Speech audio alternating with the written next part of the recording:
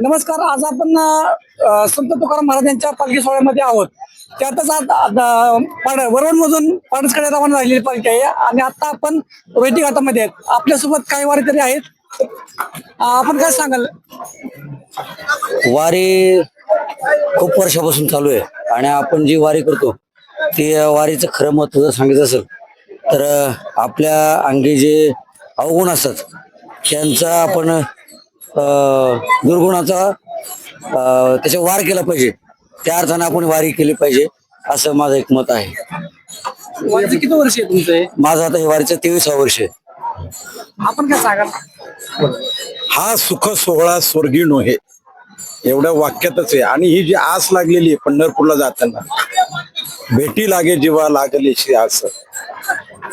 पंढरीश पांडुरंगाच्या ओढीने ऊन वारा पाऊस पूर कशाचीही तमा न बाळगता समस्त वारकरी हा आसुसलेला असतो आषाढी वारीमध्ये.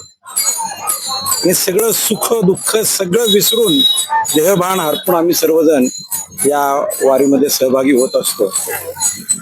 या कुणी उंच नाही, कुणी नीच नाही, कुणी श्रीमंत नाही, कुणी गरीब नाही, सगळे एका समान पातळीवरती असतात. कुणी लहान नाही, कुणी मोठा नाही, स्त्री पुरुष सर्व ज्ञाती विसरून सर्वजण एकत्र येतात.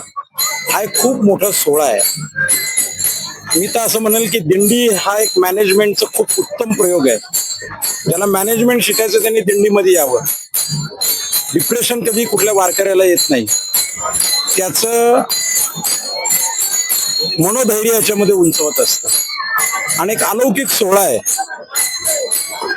जीवनात सगळ्यात आवश्यक गोष्ट काय असेल तर ती म्हणजे समाधान. आणि जीवनात सगळ्यात आवश्यक गोष्ट काय असेल तर मनाला शांती, ती या वारीमध्ये मिळते. पदोपदी अनुभवतो मनुष्य. अति श्रीमंत असला तरी तो जमिनीवरती येतो. सामान्यातला माणूस सुद्धा भक्तीच्या मार्गाने श्रीमंत कसा होतो ते या वारीमध्ये पाहायला मिळेल. असे एक अलौकिक सोहळा आहे. आणि वारी हा अनुभवाचा विषय आहे, तो बोलण्या चालण्याचा विषय नाही. वारीमध्ये यायचं आणि वारी अनुभवायची. रामकृष्ण हरी.